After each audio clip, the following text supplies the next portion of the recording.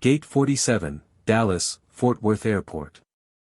A pediatric nurse boards the plane carrying stuffed animals. Two pilots at the cockpit door laugh and mock her. Look at the nurse with her teddy bears. Bet she faints at turbulence. Civilians who think flying is scary. 2 hours later, both engines explode. Aircraft falling from 33,000 feet. No restart possible. 178 passengers screaming. Pilots panicking. The nurse stands up. Walks to cockpit. Says, "I'm a pilot. Call sign Nightingale." Air traffic control gasps. Nightingale, the Nightingale. The medevac legend who disappeared. Nobody knew the nurse they mocked was the pilot who would save them all.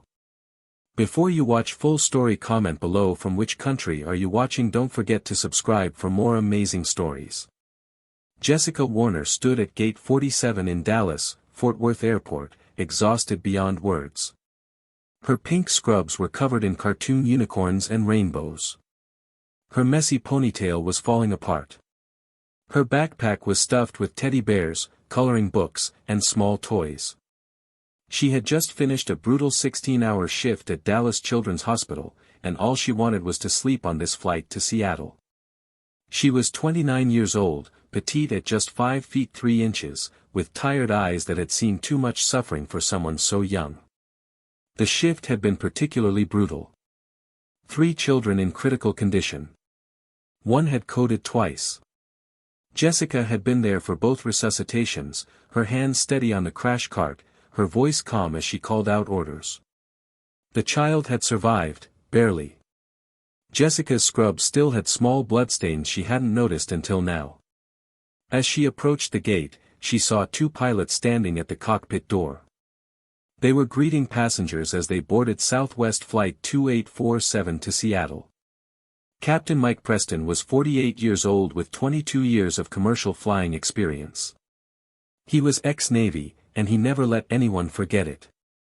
He stood tall and confident, his uniform perfectly pressed, his attitude unmistakably arrogant. His name tag gleamed. His shoes were polished to a mirror shine. Everything about him screamed, "I'm better than you." First Officer Jake Chen was 32, with 6 years of commercial flying under his belt. He was younger, less experienced, and he usually just followed Preston's lead in everything. Chen was good at his job, but he had learned to stay quiet around Preston. The captain didn't like being challenged. As Jessica walked toward the gate, dragging her tired feet, Preston elbowed Chen in the ribs. "Check out Nurse Nightingale with the Teddy Bear Brigade," Preston said with a smirk, his voice dripping with condescension. Chen snickered, glancing at Jessica's stuffed animal-filled backpack. $10 says she asks for ginger ale when we hit turbulence.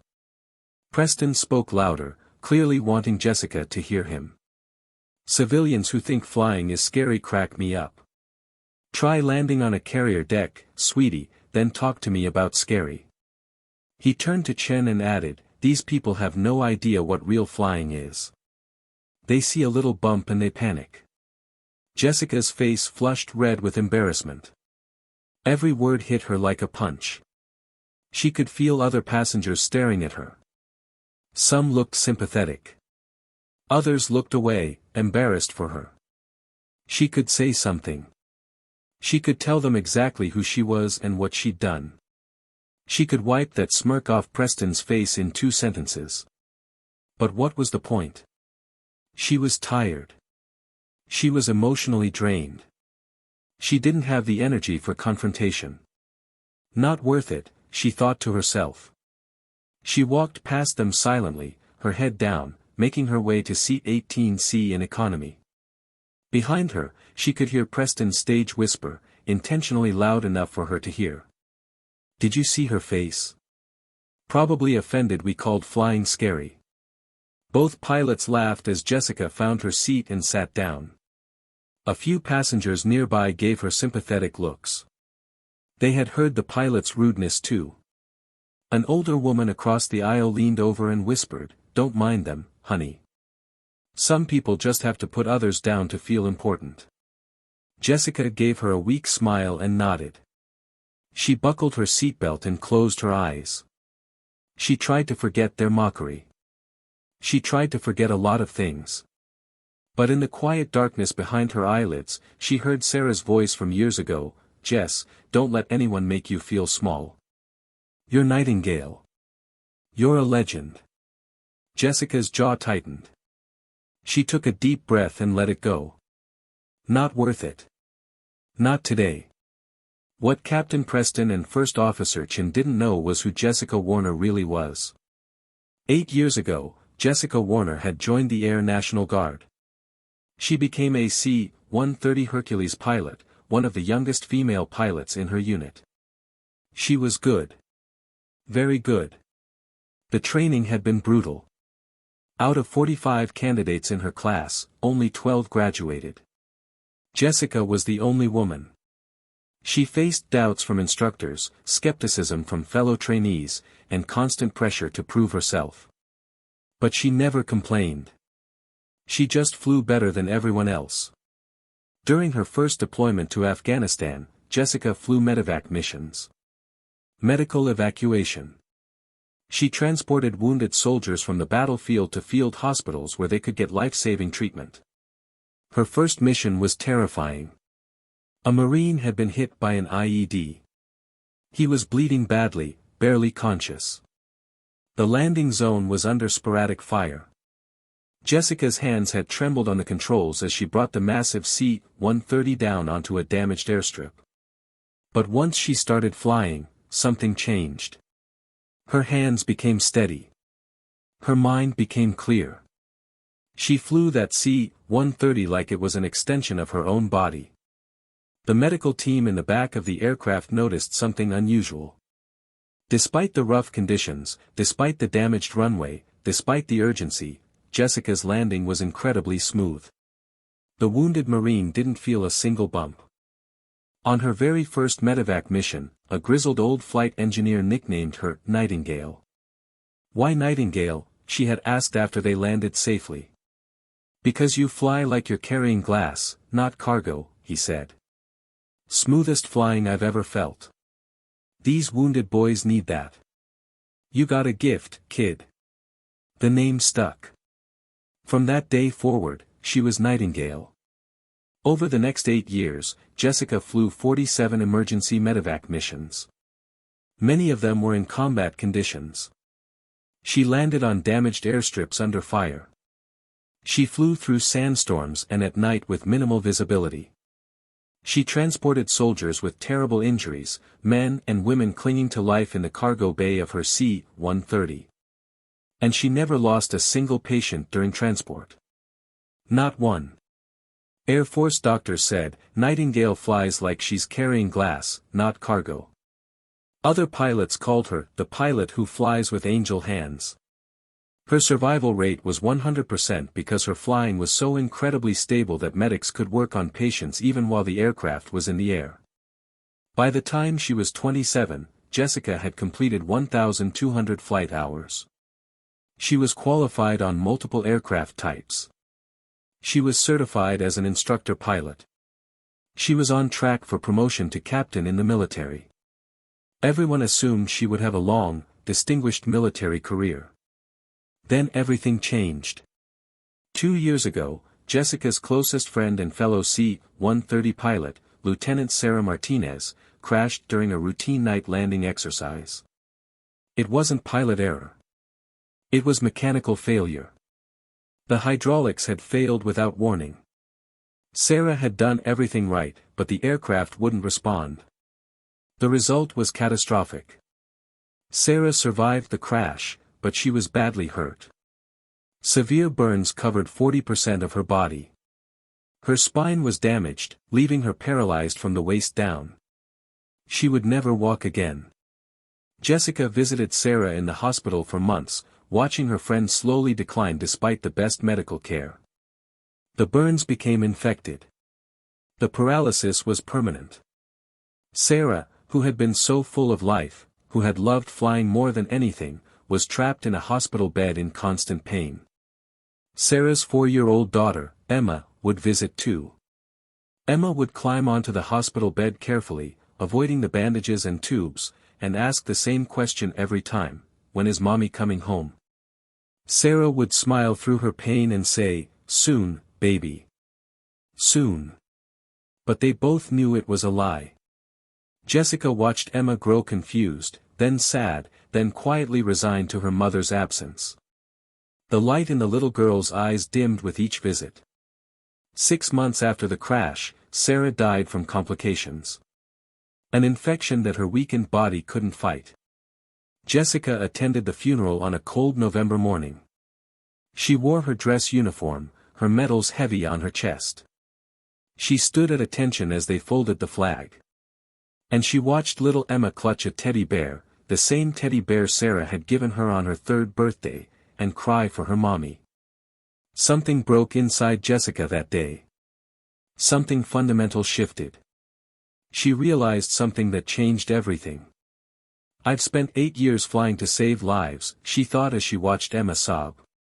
But who's saving the children who lose their parents? Who comforts them? Who holds them when they're scared and alone?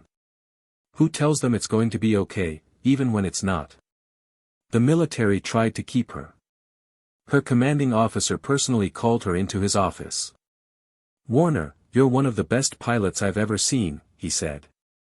"You can't throw away your career. Think about what you're giving up." But Jessica had already made her decision. "I've been saving lives in the air for 8 years," she told him. "Now I need to save lives on the ground." Despite protests from her commanders, Jessica resigned her commission. She walked away from flying.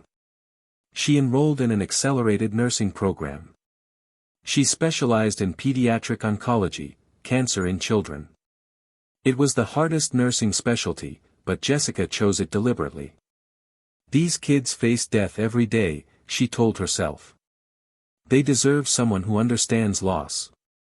For the past 18 months, Jessica had worked at Dallas Children's Hospital. She used her military discipline to comfort dying children.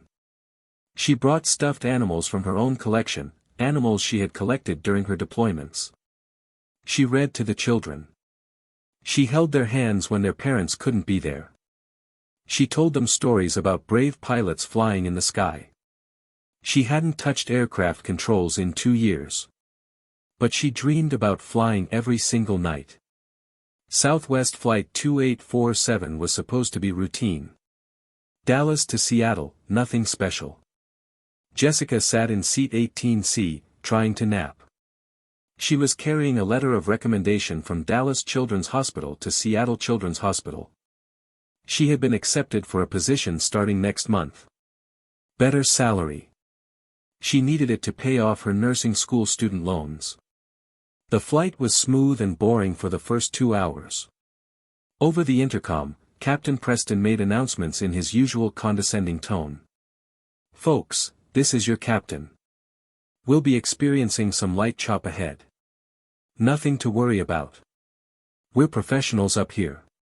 Jessica rolled her eyes at his arrogance. "I've landed in sandstorms with wounded soldiers aboard," she thought. "This guy thinks turbulence is impressive." She tried to sleep, but her mind wouldn't stop. She kept seeing Sarah's daughter crying at the funeral. She kept thinking about Marcus, the 7-year-old boy with leukemia she had held while he died just last week. His last words haunted her, "Will there be planes in heaven? I want to fly." Jessica had promised him, "Yes, sweetie. You'll fly forever." Now she was carrying a stuffed airplane she had bought for Marcus. She planned to give it to another dying child in Seattle. She finally started to doze off. Then everything went wrong. 2 hours into the flight, Southwest 2847 was cruising at 33,000 feet over the Wyoming wilderness. The landscape below was rugged and beautiful, mountains, forests, and vast empty spaces where few people lived. Without warning, the aircraft encountered a large flock of Canada geese.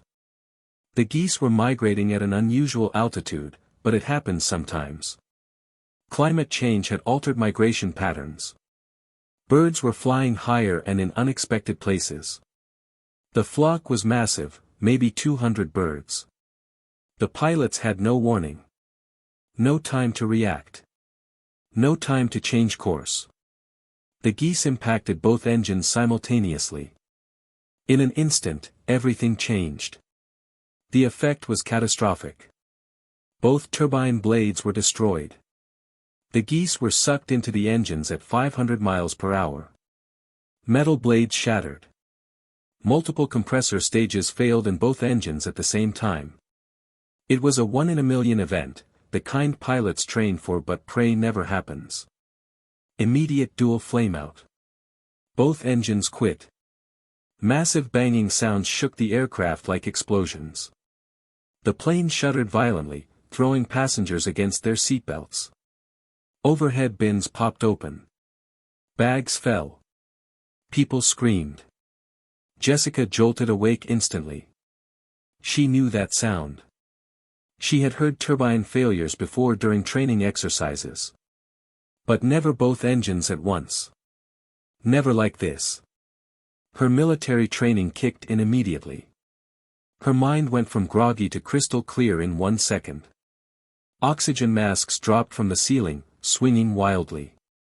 All around her, passengers were panicking, grabbing for masks, screaming, crying, praying. Preston's voice came over the intercom, and for the first time, he sounded panicked. His professional pilot voice was gone. Now he just sounded scared. "Ladies and gentlemen, we've had a situation with our engines. We're working on it. Please remain calm and keep your seatbelts fastened." Jessica listened carefully to the engine sounds. Silence. Complete silence. No whine of turbines. No rush of air. Nothing. Both engines were dead.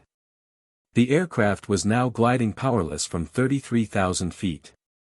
They had become a 75-ton glider with 178 people on board. Jessica's mind immediately started calculating. She couldn't help it. 8 years of military training kicked in automatically. Her brain became a computer, processing data, running scenarios, calculating probabilities. Altitude, 33,000 feet. Descent rate, the aircraft would start descending at approximately 1,800 feet per minute once it stabilized. Glide time, maybe 17 to 18 minutes before ground impact. Possibly 20 if they flew it perfectly. Nearest airport, Casper, Wyoming, 89 miles away. Glide ratio for a Boeing 737, approximately 17 to 1 in optimal conditions. The plane would travel about 17 miles forward for every mile of altitude lost. Maximum glide distance from this altitude, approximately 90 to 95 miles in perfect conditions. Could they make Casper? Possibly. But there was a headwind. Jessica could feel it in the way the aircraft was moving. That would reduce their range significantly. Maybe to 80 to 85 miles maximum. It would be close. Very close. Possibly impossible. Interstate 80 was somewhere below them, but she couldn't see it through the clouds. That might be a better option. A highway landing. Risky, but she had trained for it. Jessica unbuckled her seatbelt slightly, ready to move if needed. She listened to the cockpit communications over the cabin speakers. This was bad. Very bad. But she had been in bad situations before. And she had always found a way through. In the cockpit, Captain Preston and First Officer Chen were frantically running emergency restart checklists. They tried everything to relight the engines. Nothing worked. The engines were too damaged from the bird strike. Restart was impossible. "Captain, we've got nothing," Chen said, his voice tight with fear. "Both engines are gone. Turbine damage is too severe." Preston's voice was shaking. "Keep trying. There has to be something." "Sir, we're descending through 28,000 feet, Chen said urgently. "We need to declare an emergency and find a landing spot now." Preston made the Mayday call. "Mayday, Mayday," Southwest 2847. Dual engine failure. 178 souls on board. We are gliding, descending through 27,000 feet. Denver Center responded immediately.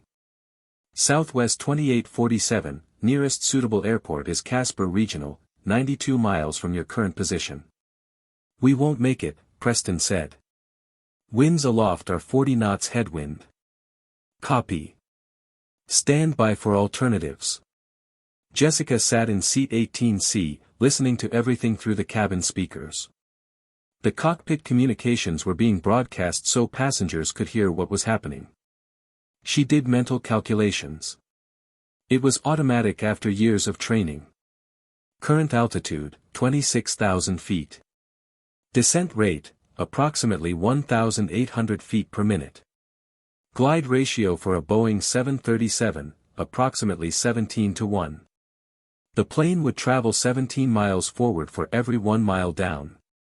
Total glide distance, maybe 80 to 85 miles maximum. Casper Airport was 92 miles away.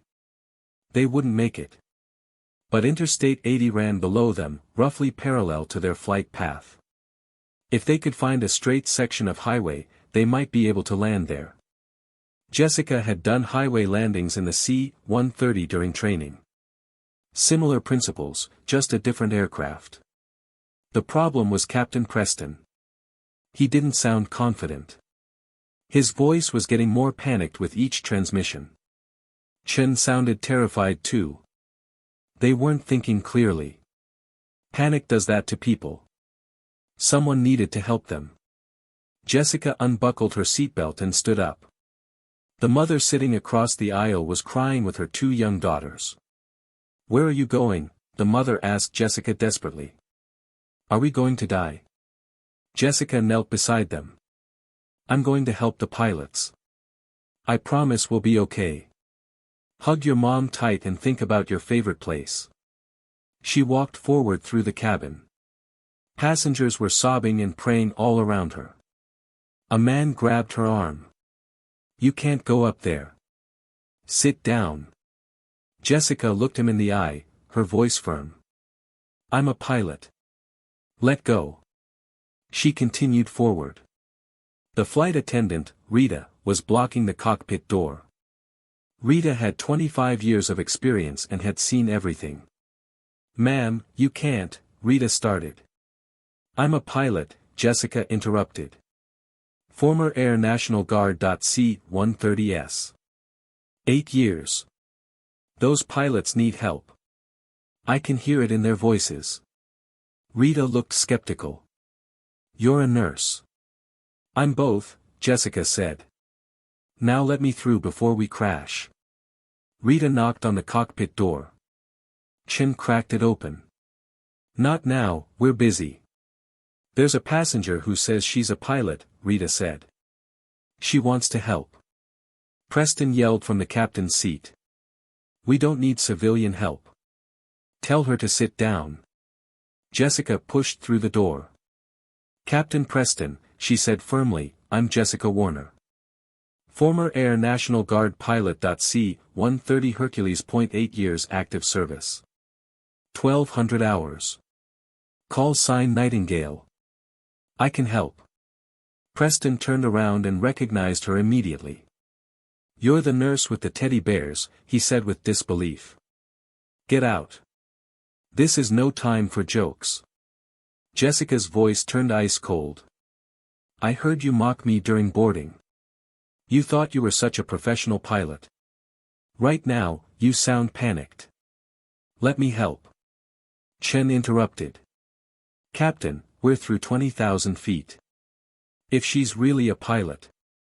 She's a goddamn pediatric nurse." Preston shouted. "Who flew 47 medevac missions in combat?" Jessica shot back. "I landed on damaged runways under fire. Never lost a patient. Now either let me talk you through this, or watch us crash." Chen checked the altitude. "Captain, we're descending through 18,000 feet. We're running out of time." Preston was stubborn. His pride was getting in the way of logic. "I don't need help from Jessica grabbed the radio, cutting him off. Her voice was firm and professional. Denver Center, this is Jessica Warner. Former Air National Guard C-130 pilot, call sign Nightingale, currently aboard Southwest 2847. I'm taking an advisory role for this emergency landing. There was shocked silence on the frequency. Several seconds passed. Controllers at Denver Center were processing what they had just heard. Then a different voice came on. It was an older controller, his voice filled with recognition and disbelief. Nightingale? Is this actually Major Warner? From the 146th Airlift Wing? Jessica's heart skipped a beat. Someone recognized her call sign. After 2 years away from flying, someone still remembered. Affirmative, she said, her voice steady despite the emotion welling up inside her. But I'm a civilian now. And I need immediate terrain analysis for an emergency landing on Interstate 80. The controller's voice was filled with recognition and respect. There was also relief that someone capable was now involved. Nightingale, this is Colonel Matthews, retired. I coordinated your medevac missions in Afghanistan back in 2019 and 2020. I heard you left the service. Never understood why someone with your skills would walk away. It's good to hear your voice, even under these circumstances. Stand by, I'm pulling up I-80 terrain now. Colonel Matthews began typing furiously at his workstation. Other controllers gathered around him. Word was spreading through Denver Center, Nightingale was back. Nightingale, I've got your position, Matthews continued. You're currently over the Medicine-bound National Forest. Interstate 80 is approximately 12 miles south-southwest of your position. I'm scanning for the best landing section now. In the cockpit, Preston and Chen were both staring at Jessica with new eyes. The arrogant mockery from earlier had completely evaporated. Preston looked pale. Chen looked hopeful for the first time since the engines had failed. You really are military, Preston said quietly, almost to himself. Chen was studying the instruments, then looked at Jessica. Ma'am, if Denver Center recognizes your call sign and they're taking your lead, then you better start listening to everything I say, Jessica finished his sentence. Because right now, I'm the only person on this aircraft who's done what we're about to attempt. Preston was staring at Jessica in shock. You're really military? Chen looked at her with new respect. Sir, if Denver recognizes her call sign. Jessica ignored them. She was scanning the instruments. You're descending too fast, she said to Chen. Pitch up 3 degrees. Maximize glide distance. Preston's hands were frozen on the controls. Chen reached over and adjusted the pitch. 3 degrees up. Captain, she's right. This is extending our range. Current altitude? Jessica asked. 16,000, Chen replied. Distance to I-80 below us? Chen checked the navigation display. Approximately 12 miles. Jessica did rapid mental math. We'll make it with maybe 1,000 feet to spare. But you need to find a straight section of highway. Traffic needs to be cleared. Preston finally broke. His arrogance crumbled. I don't know how to land on a highway, he admitted. All my training is on runways. Jessica looked at him calmly. Then let me talk you through it. I've done this. Trust me. Colonel Matthews from Denver Center came back on the radio. Jessica could hear the rapid clicking of computer keys in the background. Other controllers were helping him, pulling up maps and terrain data. Nightingale, I have I-80 mapped. Best option is the section between mile markers 187 and 194. 7 miles straight. Relatively flat. Light traffic at this time of day. Wyoming Highway Patrol is being notified now to clear traffic. State police are responding with multiple units. Perfect, Jessica said, relief flooding through her. Give me GPS coordinates. Matthews read them off carefully, twice to make sure she had them correct. Jessica plotted the approach in her mind. Years of navigation training made this automatic.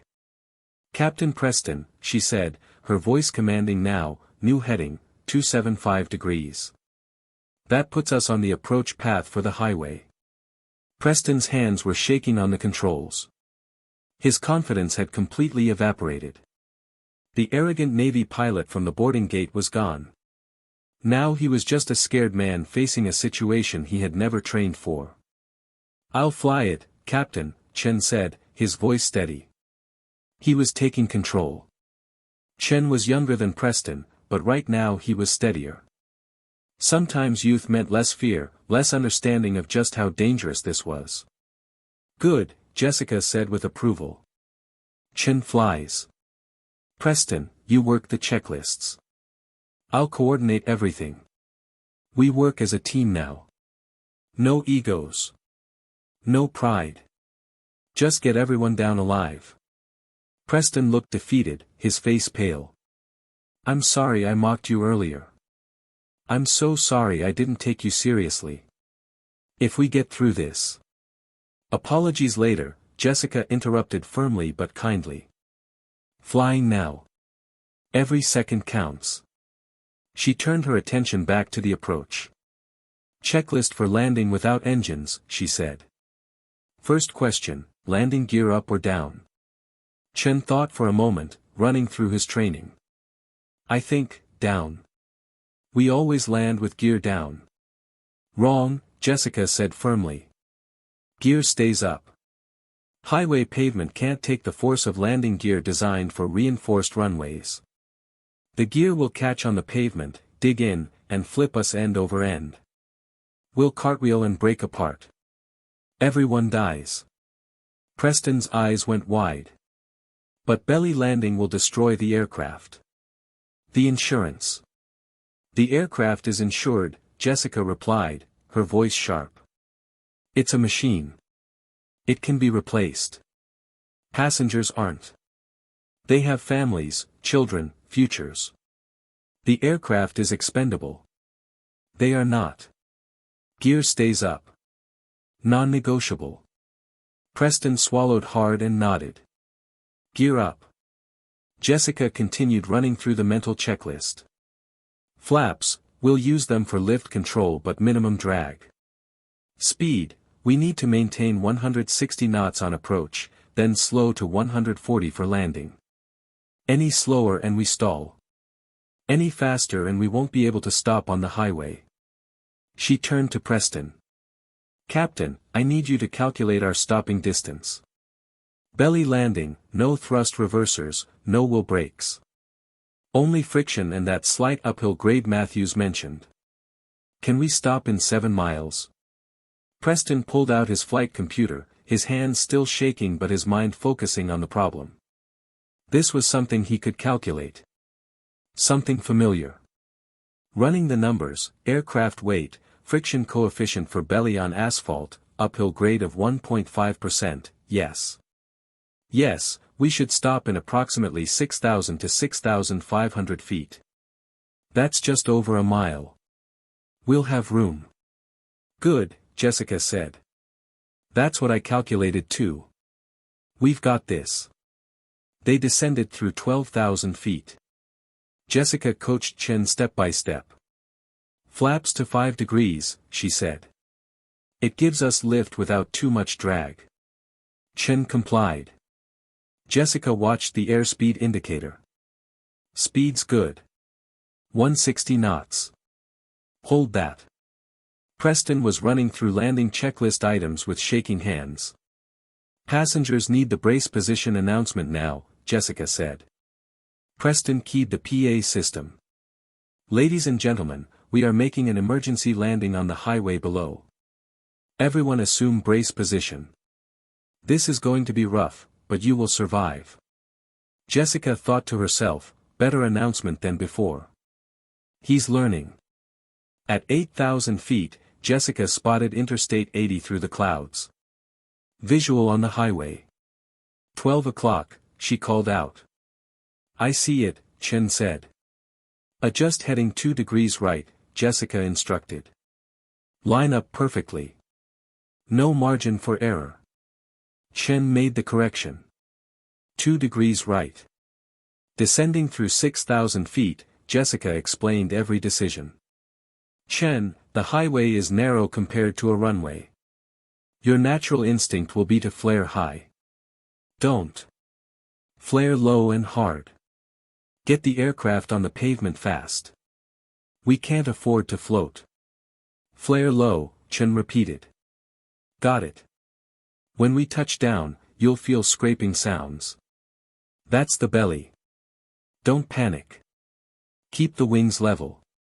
Use the rudder to stay straight. Preston asked, what about thrust reversers? No engines means no reversers, Jessica explained. We stop using friction and brakes. This highway has an upgrade slope ahead. That'll help with deceleration. Chen's voice was nervous. I've never landed without engines. Neither have I on a 737, Jessica admitted. But physics are physics. Trust your training and my guidance. I'll talk you through every foot. At 3,000 feet, passengers could see the highway below. Police cars with flashing lights were blocking traffic. News helicopters were already filming the scene. Altitude 3,000, Jessica called out. Speed 150. Perfect. Extend flaps to 15 degrees. Chen complied. The aircraft was now in full landing configuration, except the gear was up. At 2,000 feet, Jessica continued. Chen, you're doing great. Keep the descent rate steady. 1,000 feet per minute. Chen's voice was shaking. I can see cars clearing the highway. Don't look at the cars, Jessica said. Eyes on the aim point. Mile marker 190. Focus on that. At 1,000 feet, Jessica saw a problem. There was a semi-truck still on the highway that hadn't moved. Highway patrol, she called on the radio, you've got a vehicle at mile marker 189. Needs clearing now. The police radio crackled. Copy, moving it. The truck pulled off the highway with seconds to spare. At 500 feet, Jessica's voice became like a metronome. Steady. Calm, precise, this was what she had been trained for. This was what 8 years of military flying had prepared her for.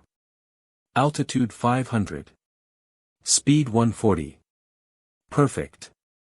Hold it. Chen's hands were sweating on the controls. He could see the highway clearly now. It looked impossibly narrow. Cars had been cleared, but he could see the police vehicles on the shoulders, their lights flashing. News helicopters hovered at a safe distance. At 300 feet, altitude 300. Start your flare. Gently. Raise the nose 5 degrees. Chen pulled back on the yoke. The nose rose gradually. Jessica watched the instruments and the approaching highway with equal attention. Good. Hold that pitch. Don't let it drop. At 200 feet, the ground was rushing up at them. Passengers who had their eyes open could see individual cars on the side of the highway. They could see people standing and watching. They could see the long stretch of empty pavement waiting for them. Altitude 200, Jessica called out. You're doing great, Chen. Stay focused. At 100 feet, hold that attitude. Let it settle. Don't force it. The aircraft will tell you when it's ready. Preston was gripping his armrests so hard his knuckles were white. He was watching Chen fly, watching Jessica guide him, and realizing with absolute clarity that he could never have done this. His 22 years of experience meant nothing right now. This woman, this nurse he had mocked, was saving all their lives. At 50 feet, the aircraft was dropping toward the highway. Chen could see the texture of the pavement. He could see the painted lane lines. At 20 feet, steady. Steady. Don't rush it. At 10 feet, Jessica's voice remained calm. Now, full flare. Nose up. Chen yanked the yoke back with everything he had. The nose lifted dramatically. The tail struck the pavement first with a tremendous scraping sound, metal on concrete, sparks flying in every direction. Then the belly hit with a massive grinding noise that sounded like the end of the world. Sparks flew everywhere. The sound was deafening, a continuous roar of metal scraping on pavement at 100 miles per hour. Passengers screamed. Some prayed. Some held each other. Some closed their eyes and waited for death. The aircraft was sliding down Interstate 80, belly first, like a massive toboggan. Wings level, Chen. Jessica shouted over the noise. Rudder control. Keep it straight. Chen was fighting the controls with everything he had. The aircraft wanted to veer left, the belly wasn't flat, it was creating uneven friction. Chen used the rudder to compensate, keeping the aircraft centered on the highway. Jessica was calling out continuously. Center line. You're drifting right, 2 degrees left rudder. Good. Hold it. You're doing it. All 178 passengers were holding each other, screaming and praying. Mothers covered their children's ears. Strangers held hands. Everyone was certain they were about to die. The aircraft was decelerating from friction and the slight uphill grade of the highway. Jessica watched the speed. 80 knots. 60 knots. 40. Chen's hands were white-knuckled on the controls, keeping the wings level. At 30 knots, Jessica said, "You've got it." 20 knots, almost stopped. The aircraft finally slid to a halt. They had traveled 6,200 feet down the highway, just over a mile. The tail was damaged. The belly was completely scraped away. But the wings were intact. The fuselage was intact. Everyone was alive. There was complete silence for 3 seconds. Then the cabin erupted. Crying, praying, screaming in relief. Jessica spoke calmly. "Chen, nice landing, Preston, evacuation procedures." Preston was staring at her in absolute awe. "You just saved 178 lives." "We saved them," Jessica corrected him. "Now evacuate before something catches fire." Emergency slides deployed from the aircraft doors with loud hissing sounds. Passengers began evacuating onto Interstate 80, sliding down to safety. Wyoming Highway Patrol and emergency vehicles surrounded the aircraft. Paramedics were checking everyone, working quickly and efficiently. Fire trucks stood ready in case of fire, but miraculously, there was no fire. The fuel tanks had held. Miraculously, there were only minor injuries. Bumps, bruises. 1 broken arm from an overhead bin that had come open during the landing. A few people had whiplash. Several had panic attacks. But everyone was alive. Flight attendant Rita was helping passengers down the slides, counting heads, making sure everyone got out safely. She had been through emergency training dozens of times, but this was her first real evacuation. Her hands were shaking, but she kept her voice calm. "One at a time. Hold the handrails. Slide down on your bottom. Move away from the aircraft once you're down." Jessica was the last to evacuate. She had stayed in the cockpit until every passenger was off, watching the evacuation through the cockpit windows, making sure the process was going smoothly. As she finally made her way to the emergency slide and came down, passengers started recognizing her. "That's the nurse. She saved us. She's the pilot." She walked into the cockpit. She talked them through the landing. The mother with 2 daughters, the same woman Jessica had comforted during the crisis, ran forward with her girls. All 3 of them were crying with relief and gratitude. They threw their arms around Jessica in a desperate hug. "Thank you. Thank you. You saved my babies," the mother sobbed into Jessica's shoulder. Jessica was crying now too. The adrenaline was wearing off. The reality of what had just happened was sinking in. She had saved 178 lives. Every single person on this aircraft was alive because of the skills she had learned in the military, the skills she had walked away from 2 years ago. "I'm just glad you're all okay," Jessica said, hugging them back. "I'm so glad you're okay." Other passengers came up to her. A businessman shook her hand vigorously, tears streaming down his face. An elderly couple blessed her. A teenager asked for her autograph. Preston and Chin approached, walking slowly across the highway. Preston's face showed both profound shame and immense gratitude. His uniform was disheveled. His perfect hair was messed up. His arrogance had been completely stripped away.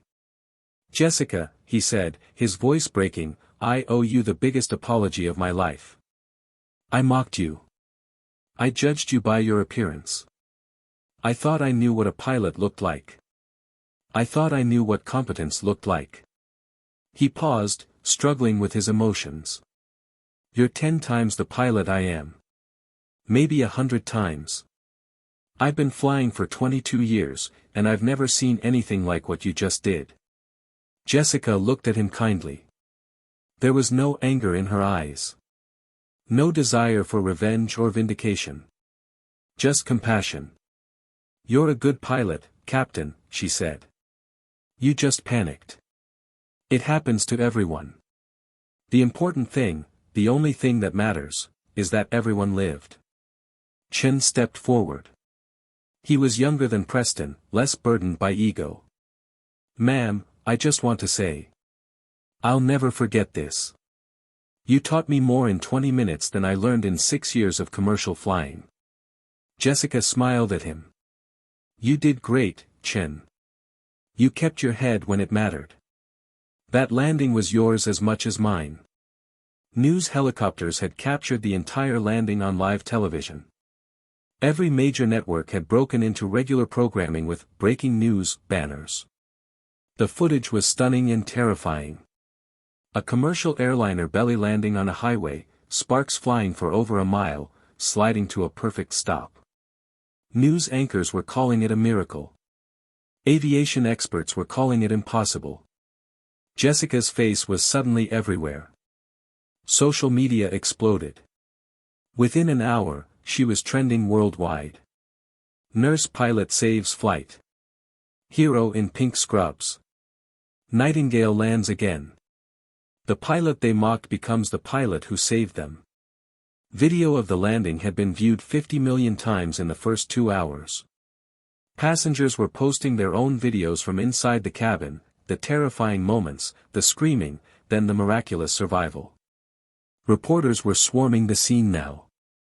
Satellite trucks, camera crews, journalists from every major outlet. They all wanted to talk to the nurse pilot who had saved 178 lives. Jessica stood near the aircraft, still in her cartoon unicorn scrubs, looking exhausted and overwhelmed. Reporters were shouting questions at her. "Ms. Warner. How did you stay so calm? Jessica. Were you scared? What was going through your mind? How does it feel to be a hero?" Jessica kept saying the same thing, her voice quiet and humble, "I did what I was trained to do. Any pilot would have done the same. I'm just grateful everyone survived."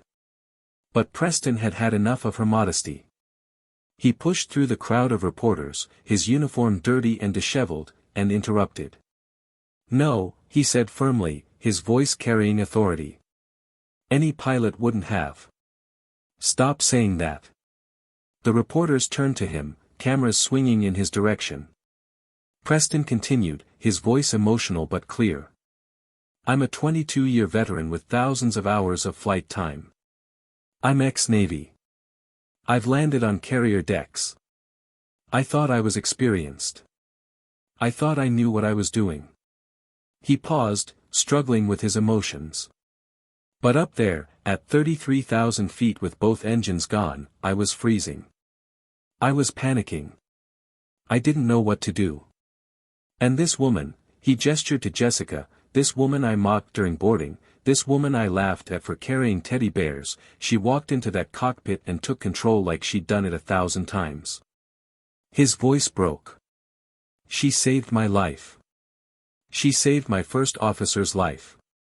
She saved 176 passengers. And she did it with more skill and grace than I've seen in my entire career. She's not just a hero. She's the finest pilot I've ever known. Chen stepped forward too, standing next to Preston. I flew the landing, but she talked me through every second. Every decision, every adjustment. Without Nightingale, we'd be a crater in the Wyoming wilderness right now. A reporter shouted, "Nightingale? What's that?" Her military call sign, Chen explained, his voice full of respect. Major Jessica Warner. Air National Guard legend. 8 years of service. 47 medevac missions. 100% survival rate. She earned that call sign flying wounded soldiers out of combat zones. Look her up. The reporters started typing frantically on their phones. Within minutes, they had found her military records. The questions started coming faster. Major Warner, why did you leave the military? Is it true you never lost a patient? How many emergency landings have you done? Why did you become a nurse? Jessica held up her hands, overwhelmed. Please. Please. I'm not comfortable with all this attention. I'm just glad everyone is safe. That's all that matters. But the story was already beyond her control. It was spreading worldwide. The nurse pilot who saved 178 lives. The hero in cartoon scrubs. Nightingale had landed again. Within hours, Jessica's military records became public. Major Jessica Warner. 146th Airlift Wing, Air National Guard. 8 years of service. 1,200 flight hours. 47 medevac missions. 100% patient survival rate. Call sign, Nightingale, for her gentle flying technique. Decorated for valor, including the Distinguished Flying Cross. Voluntarily resigned her commission in 2022 to pursue a nursing career. Journalists called her the pilot who chose children over career and the nurse who saved 178 lives. Preston's quote to the media was played on every news channel, "I mocked a nurse carrying teddy bears. I didn't know she was a legendary medevac pilot. My arrogance almost cost lives. She's the most humble hero I've ever met." That evening, Jessica was in a hotel room provided by the airline. She was exhausted. Her phone rang. It was the chief of nursing from Seattle Children's Hospital. "Ms. Warner, we saw the news. We understand if you're not ready to start next month given the trauma you've been through." Jessica interrupted. "I'll be there on time. Those kids need me." "About that," the chief said, "we'd like to revise your offer. Would you be interested in a flight nurse position?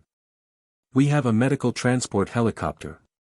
It needs a pilot nurse for critical transfers. We thought you might."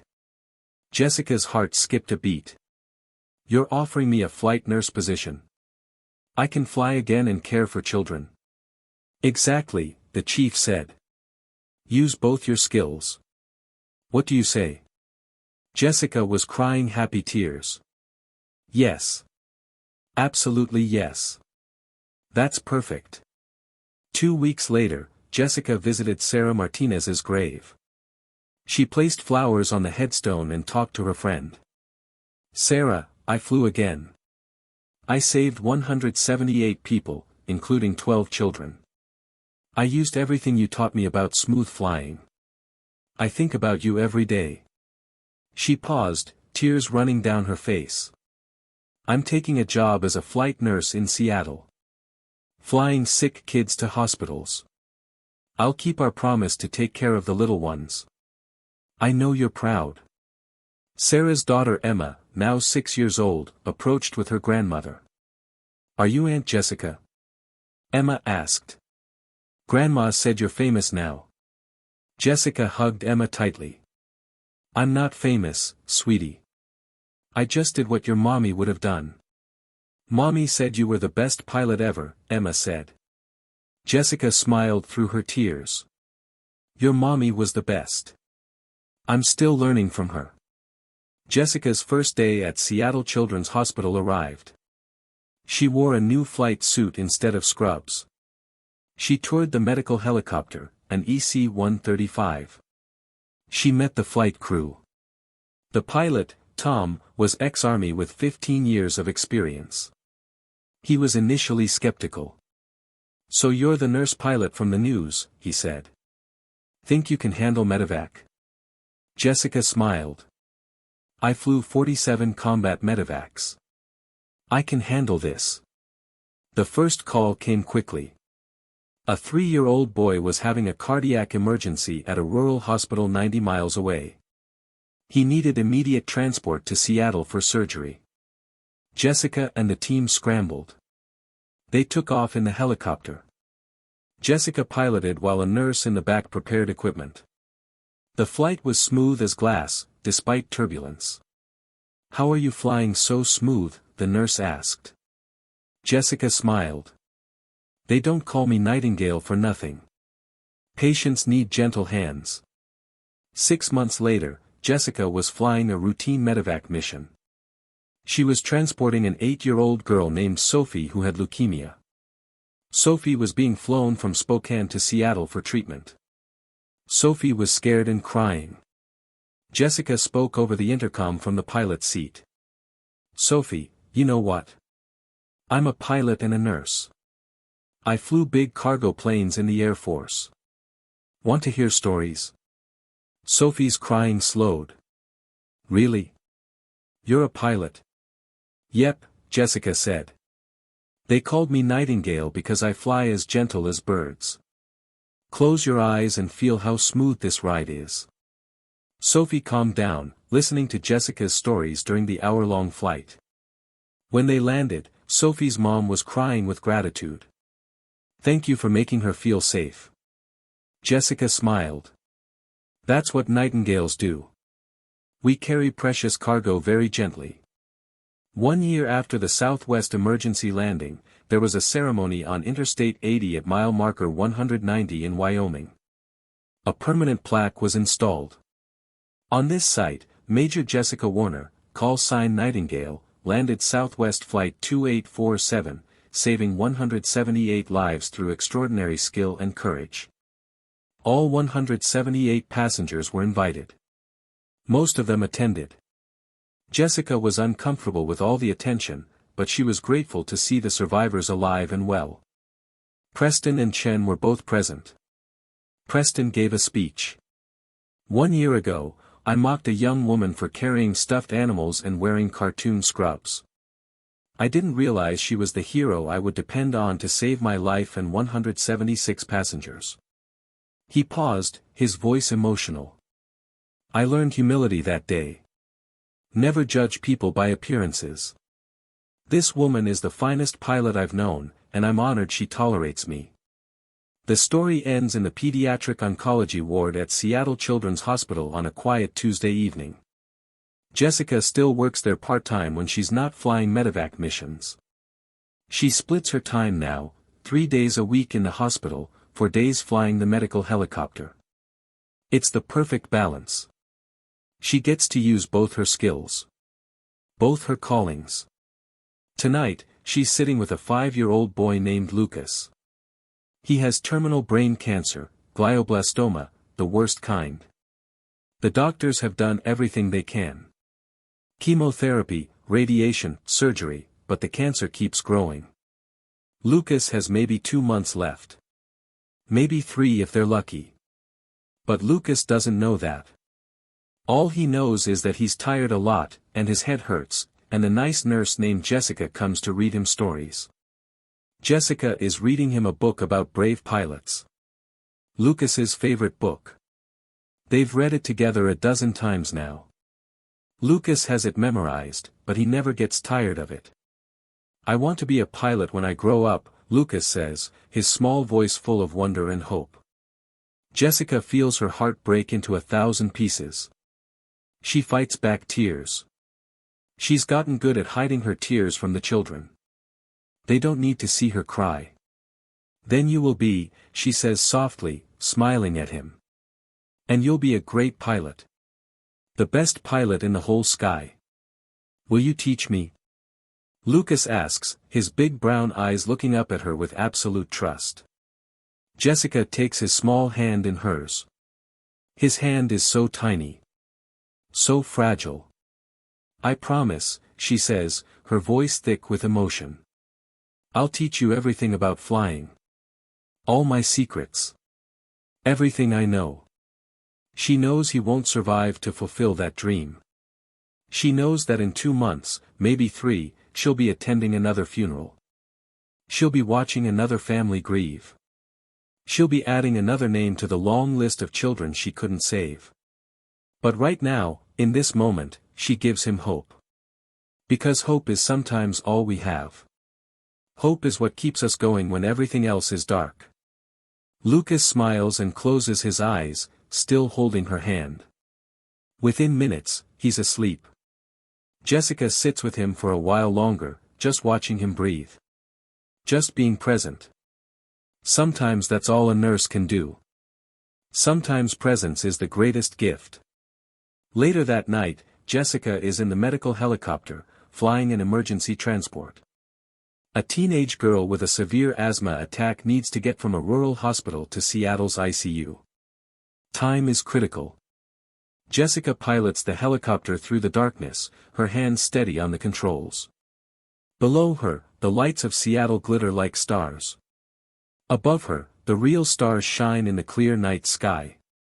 As she flies, tears run down her face.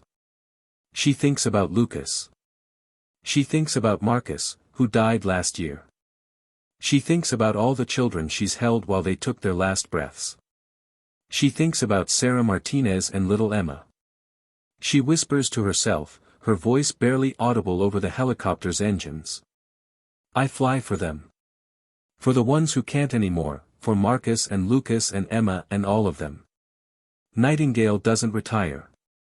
She just finds new ways to use gentle hands. Whether landing aircraft with no engines or holding dying children while they dream of flying. Same mission, same heart. Same call sign. She wipes her tears with the back of her hand and focuses on flying. The teenage girl in the back needs her to be steady. Needs her to fly like she's carrying glass. Because that's what Nightingale does. She flies with angel hands, no matter what she's carrying. No matter how heavy the weight of grief and loss.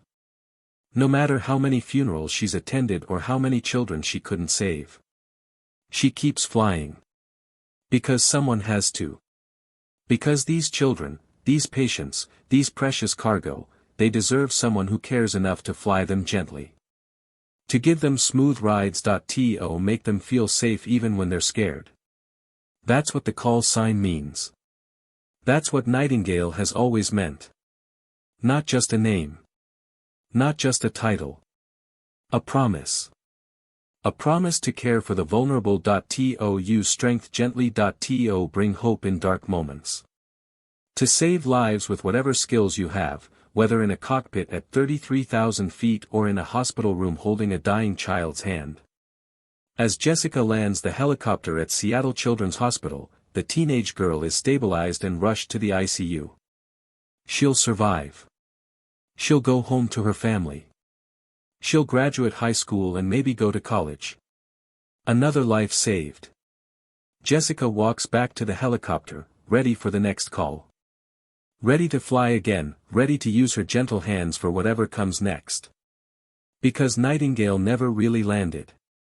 She just keeps flying, in one way or another, carrying precious cargo, saving lives with grace and skill and an unbreakable determination to make a difference.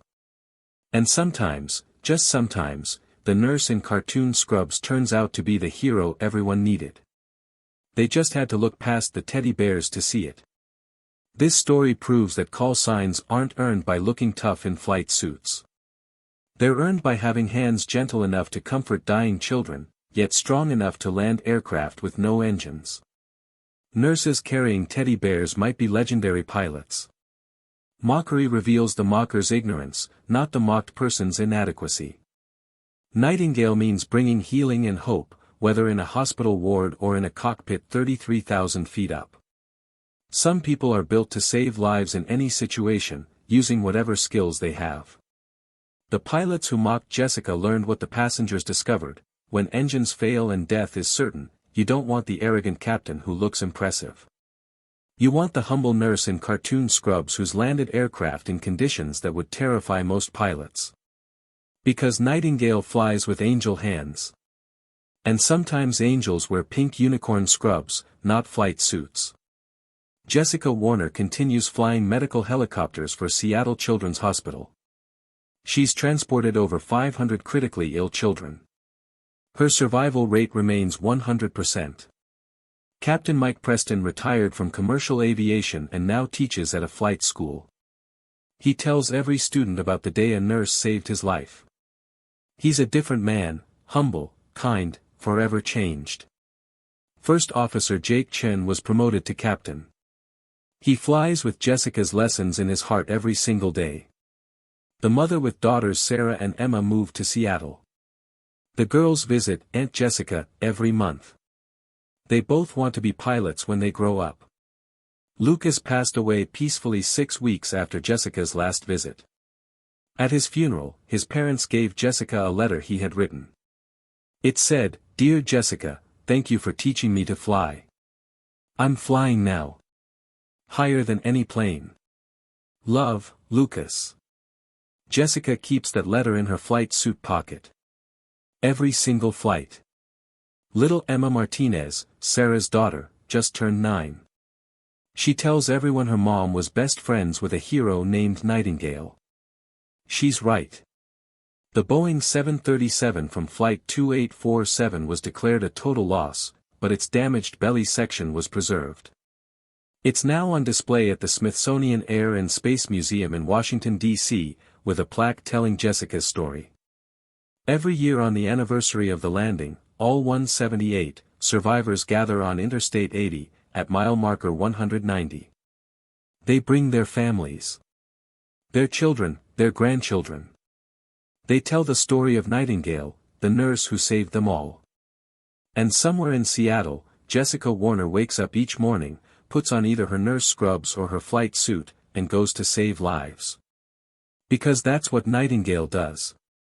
She saves lives with gentle hands and a brave heart. Forever.